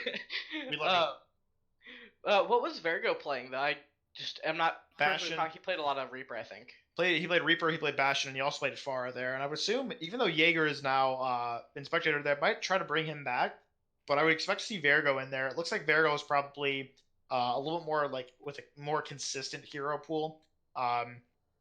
I don't know. Maybe they think that he's better here. Maybe Jaeger's tilted. I don't know why Jaeger's not playing anymore. Can't speculate. I don't know these teams. But I would expect to see Vergo on the Reaper and CO on the May. Or maybe on the Doomfist. Doomfist can be used here pretty well. And if we see a Pharah, I definitely expect to see Vergo on it. If we do see any Pharah, it will probably be on Sanctum and Village. We don't really see a lot of her on Shrine just because of how much cover there is on the point. But it can work. I've seen it work before in ranked games. It's possible. Yeah, I don't think we're gonna be seeing a lot on Sanctum though. Personally, some teams pull it out, but I think it's about as likely as Shrine. Potentially. We did see it a little bit more if you harken back to Season 1 of the Overwatch League, Shadowburn especially. Fusion was known for putting Shadowburn on that Pharah. Of course, this isn't Owl, and we don't have Owl-level Pharahs. But, again, it's possible. Especially with the boot potential that you have from the Pharah. You can get pretty high up in Sanctum, and I would expect to see players like Kusa really going for those boops. That's actually something I forgot to highlight. That is that boop by Shinky on the final push from SVV. He booped them off that high run position they were taking. That was a really, really good boop. It got 2 kills immediately and almost completely negated Inalogo's Gravitic Flux because, I mean, you ult in a 4v6. What do you expect is going to happen? Like, I think that's really good. And actually, we do see Jaeger coming in for Virgo. So if I had to guess, I would expect to see him on the Pharah. Yeah, I definitely think we're gonna be seeing Pharah, especially on Village. I've seen Pharah work out very well there. So yeah, we'll just kind of have to see what happens, but definitely gonna be a Pharah somewhere. Jaeger is just too good on that to not have it be played. Agreed. But it looks like we are seeing America stay in over Virgo, but I'm not sure because they haven't said ready yet. They're taking a nice good time for us, which makes sense because you're map 5, you want to talk to your players as long as you can before the other team yells at you. So. Yeah, and I if I'm a coach right now, I just got to be telling my players. If I'm an SBV, I got to be explaining to them like, look, they're gonna be pulling out the Pharah again. Jaeger's coming back in. You know what you're gonna see. Make sure you're able to counter it. Sidev is a very gifted hit scan player, and I definitely believe if you put him on a hit scan, he can deal with that Pharah. They tried to run. There are 2 real ways you can deal with the Pharah, right? You can play you can play the 4v6 on the ground and try to just aggress really hard, but that did not work for them on Ilios. And I don't think it'll work for them here either. Maybe a little bit better because of how closed off it is, but we'll see. And if you're on Oxide right now, you got to be telling your players not to get cocky. That they might have learned from map 1. They might not make the same mistakes, and you gotta keep playing your game. Bring this one back and bring home the W. Yeah, for sure. Overconfidence can kill you a lot these times. I don't think they're feeling too overconfident. They might be a bit after that last match, but so far they haven't really been showing any of that, and they've looked like they've been staying pretty calm and collected. I agree, but you never know. Yeah, for sure. It's definitely something you at least slip in there. In this little, very long pep talk we have going on right now. Yeah. Eventually the map will start, I'm sure.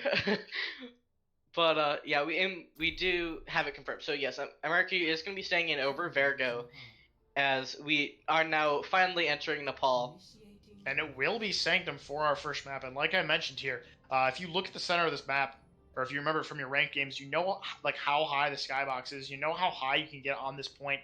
The Pharah can boop really well. There's a lot of natural cover up there for her to just pump in that damage. And Jaeger is such a gifted Pharah.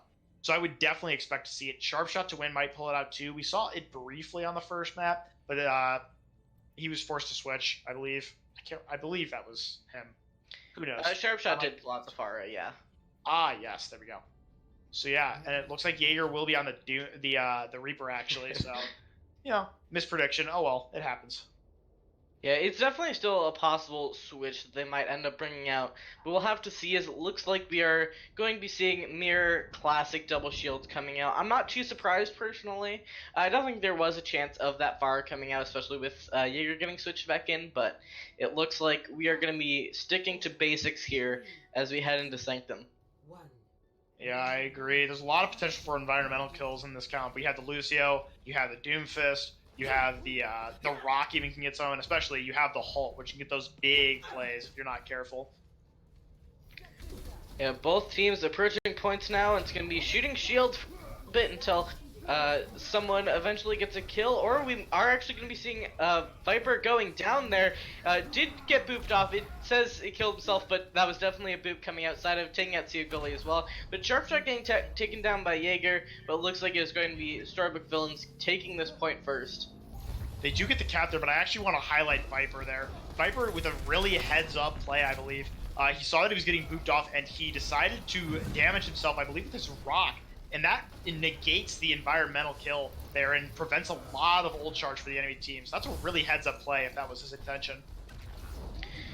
Yeah, it's definitely a very good signal. I'd be too surprised if he actually did pull off that big brain play. As we see Otter moving in here with the Coalescence. Coalescence to respond from StoryBook Villains.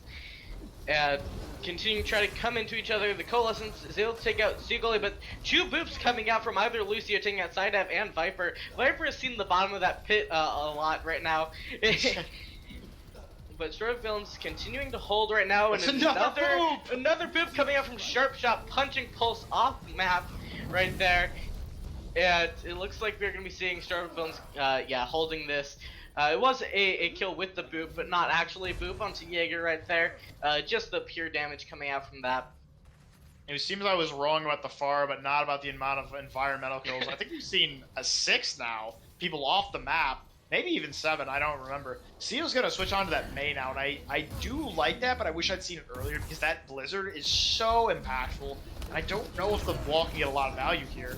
The Gravitic Flux coming out is able to capture some of those players, but the beat coming down from Shinky, helping them stay alive through that and get some aggression going there. StoryBook Villains pulling back to point, using that supercharger, but the Gravitic Flux coming out from their side as well. Kusugari opting not to use the beat there, using it now to get some aggression going onto Otter Oxide, it looks like.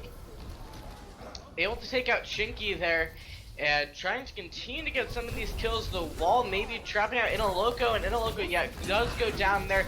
The Death Blossom coming in from the back is able to take out Bull of Bulls. Both the tanks are down for the side of StoryBook Villains, but it's now in overtime, and with those kills coming in, it looks like, definitely StoryBook is going to be holding here, especially with that Death Blossom coming out, just trying to put so much fear into Otter Oxide. They look so dominant there, and I love all those environmentals coming out, and especially from so many different places we saw.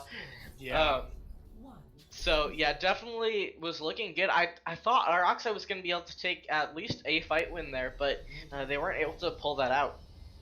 Yeah, and again, I want to highlight the DPS players from SBV. I think Sided and Sharpshot to Win did really, really well there. I think they were like 90% of the final blows for their team. A couple of boops coming out there, which is pretty good. And they're going over to the Mei now for Village, which, is pretty classic. Mei, this has always been one of Mei's best maps because of how much space she can deny with her walls here. Get Jaeger on the sim. This is a Ryan Orisa, and this is not a drill, folks. They are actually walking out of spawn with Ryan Orisa and Symmetra, so perhaps trying to copy the comp we saw Team USA run in the World Cup, but they are going to get to point second, it looks like. I'm excited to see what happens here. Yeah, I'm looking forward to this Viper Ryan. It's carried me a couple times, and not gonna lie, but that was in a very different meta, so we'll kind of have to see how this ends up going for Otter Oxide here. No kills quite coming in yet, but a lot of back and forth going on with this damage coming in onto these shields. A lot of people going down. Pulse goes down first, though, and we see Viper get frozen and killed there. It's going to be StoryBook Villains taking the point first again, and Otter Oxide really needs to come in here and get a fight win. They staggered Ceo. That's really big. That's going to allow them at least 15% more. And that's going to be really impactful as they go into this next one. If we want to look at ults here, Jaeger just switched. I like the sim, kinda. It's really, really ambitious though, because you do have a lot less survivability on sim than you do on a character like Reaper, and I'd assume that's why they're switching. But they are keeping the Reinhardt, so maybe they want more cleave from his hammer. Maybe they think they can get some big shatters off against these shields. I don't know, but we'll see. Other than that, the ult economies are pretty even on both sides. Yeah, we see the coalescences coming out from both sides, as you see a lot. The Shatter coming down. They were able to take out Lit Cat there off of that, but then Viper going down himself to Bull of Bulls. And we see the beat coming out from Kusugari, trying to get that sustain going, and Bull of Bulls going on a 3k rampage there, just taking out those Otter Oxide players, and they're continuing to hold. What does Otter Oxide need to do to get at least a fight win here on Nepal? I think the first thing they need to do is switch Viper over to the Sigma. I don't really see this Ryan working out well for them. That Shatter, while it got one pick, it wasn't really that impactful. And now Sharpshot to Win's got this Blizzard, which is the fight winner. They got the Flux, which is the fight winner. They've got the Reaper, which is the fight winner. Ceo is gonna need to get a really big Blizzard off if they want to take this point here. Yeah, and we see that Blizzard coming onto them. He catches a lot of those players and able to take out Kusugari, able to take Analoco and Shot, and it's looking good for them winning this fight right now. They still need to take out these last couple of players, but this fight should be theirs, barring anything major yet. So they are going to be capping this point. They did not go down in Nepal without a good fight. You can say that now at least. StoryBook Villains coming in here though with two major ults. And Sharpshot to Win tried to use his Blizzard there to prevent his team from getting destroyed by Sio's Blizzard, but it was a little bit late. Didn't get enough people to allow his team to survive. And now they do not have that ult going into this next fight. So they're actually down, I'd say, in the ult economy because they do have the supercharger for the side of Otter Oxide. And if they can use that well, I think they win this fight. Yeah, coming in here, they do have the beat to respond to the Gravitic Flux, though. We see the supercharger starting off for Oxide. The Flux is going to be coming out. The beat getting used negates a lot of that damage and able to stay alive there. Viper not looking so hot, maybe gonna be going down here. We see the Death Blossom coming out from side of, gets a nice 2K, and Litcat also coming in with that Coalescence, and they're gonna be retaking this point here. And still need to take out CO on that Mei though, trying to just stall it out. And there's not that much time for a fight here. We only have 10%. They will be able to come in and touch, but it's going to have to be a very quick fight. It doesn't look like they can. They're not gonna touch. Yeah, they didn't move fast enough to really get to this point. And yeah, they're not able to touch. So close. So close. And with that Death Blossom coming out, definitely could have won that fight, but it's going to be going the way of SBV 3-2.